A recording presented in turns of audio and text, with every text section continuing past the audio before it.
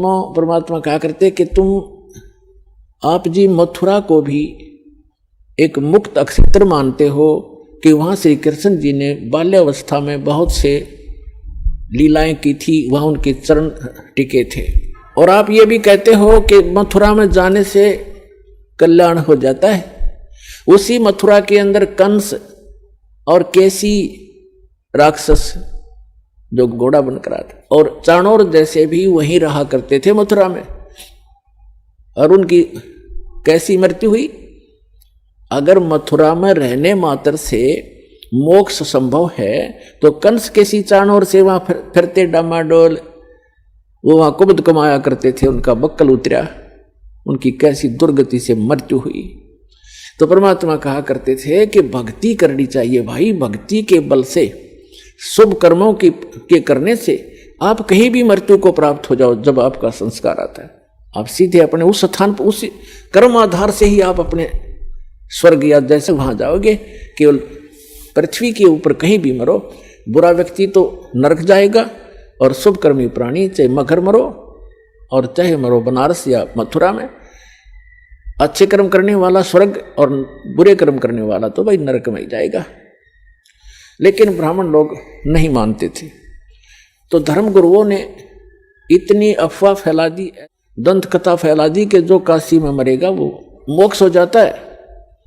इसलिए जो बनिए लोग थे, बनिए पैसे वाले, उन्होंने अपने माता पिता को अंत समय में 2 वर्ष 4 वर्ष से 10 वर्ष रहो कोई, वहाँ नौकर छोड़ देते थे उनके लिए कि हमारे पिता ने हमारे लिए बहुत कुछ किया है, पैसा हमारे पास है, आराम से वहाँ रह लेंगे और इनकी मृत्यु होगी तो स्वर्ग चले जाएंगे।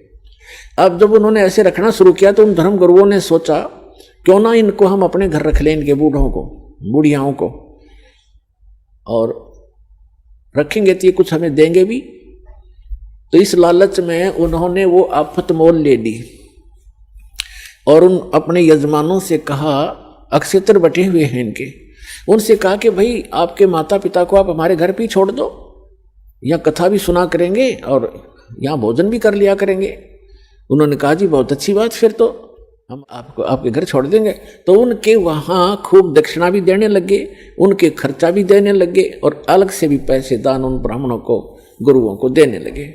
जिस कारण से सभी ब्राह्मणों में ये एक जैसे पीजी हुआ करना, पीजी जैसे खोल लिए इनने। अपने आत्मा वृद्ध अवस्था में बूढ़ा व्यक्ति अगर अस्वस्थ हो जाए तो एक का दुर्भर हो जाता है। उसे तो अपना माता पिता बुरा तो नहीं लगते, लेकिन उसके लिए कितना प्रयत्न करना पड़ता है, कैसे संभाल करनी पड़ती है। कहीं थूक देते हैं, कहीं दस्त लग जाते हैं, तो कई प्रकार की ऐसी बहुत कुछ सेवा होती है। तो कुछ दिन तो उन्होंने आया आनंद, और फिर बूढ़े संभालने हो गए मुश्किल। तो उन्होंने मिलकर एक स्कीम बनाई कि इनकी टिकट काटो जल्दी। उन्होंने क्या स्कीम बनाया कि एक क्रोंत लगा दो, एक क्रोंत बना लिया। क्रोंत मतलब एक ऐसी बनाई आरत सी गंगा के किनारे, ऐसी बना दी गंगा के किनारे घाट सा उस पे, और एक मड़ी सी बनाकर ऐसे, और उसके अंदर जैसे ऐसे बनी हुई थी उसके अंदर क्रोंत फिट कर दिया ऊपर, ऐसी उसका स्ट्रक्चर बना दिया। और उस क्रोंत के हैंडल थोड़ी सी दूरी पर 50-50 फुट दूरी पर रस्से से अंदर अंदर बांध कर ऐसा अंडरग्राउंड बना लिया, और वो दूर जाकर बैठ जाए 2 जने उसको हैंडल करने वाले। ऐसे जंगल सा बहुत जड़े से उसमें झाड़ से थे वहां पर। तो वो क्या कहते हैं कि जो उन्होंने एक अफवाह फैला दी कि जो गंगा के किनारे अपनी क्रोध से गर्दन कटवाएगा वो सीधा स्वर्ग, शीघ्र स्वर्ग जाएगा। जो शीघ्र जाना चाहता है स्वर्ग, उसके लिए परमात्मा ने एक क्रोंत भेजना शुरू कर दिया। क्रोंत माने लकड़ी काटने का आरा, वो इतने लंबे लंबे दांतों वाला, ऐसे दोनों हाथों से दूर दूर से पकड़ कर चलाते हैं, ऐसा क्रोंत बोलते हैं। तो भी बुढ़ापे में आप भी दुखी। उन्होंने अपने बच्चों से कहा, बेटा हमारा तो समय आ चुका है, हम भी दुखी हैं शरीर में, कभी आंखें दर्द कर रही हैं, कभी भड़क हो जाती है, और कभी कोई ना कोई समस्या शरीर में बनी ही रहती है। और ऐसे गुरुजी बता रहे हैं कि भगवान की तरफ से क्रोंत आता है और उससे जो गर्दन कट जाए, उससे गर्दन काटेंगे और सीधा स्वर्ग चले जाएंगे। और उन्होंने बताया कि पीड़ा नहीं होती, बहुत शीघ्रता से काम बन जाता है, झटके की तरह। तो सब ने धीरे धीरे उन्होंने अब अपने बुजुर्गों ने अपने बच्चों से प्रार्थना की, बेटा हम तो मृत्यु के निकट हैं और हमें जाने दो। तो बच्चे फिर मना कैसे करें, जब भगवान की तरफ से ऐसा कोई व्यवस्था होगी है तो अच्छी बात है। पिताजी भी चाह रहे हैं, तो उन्होंने कर दिया वो शुरू अथा कसाई वाला। अब वो लागे गर्दन कटवाने वहां पर, अब वो आवाज लगा देते, परमात्मा क्रोध भेजियो, उसकी लिटा के नो नीचे को मुंह करके, हे परमात्मा क्रोध भेजियो, और उसके पीछे तो ऐसे स्थान पर सेट करते तो सीधा उससे निकल कर आता वो, और नीचे उस रस्से होते तो उनको 2 बार ऐसे कर देते, कच्च दही कर देता, और फिर उसको घुमा देते, वो ऊपर फिट हो जाता, दिखता भी नहीं उनको तो।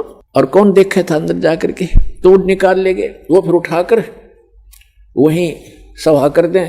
फिर उनकी मृत्यु के उपरांत वो गुरु जी फिर ये करो वो करो, फंड करो, वो नारी दक्षिणा, और उसकी विशेष टिकट लगा दी उन्होंने कि 100 रुपये लगते हैं, जब क्रोध आता है हमने पूजा करनी पड़ती है, तब क्रोध आता है ऊपर से।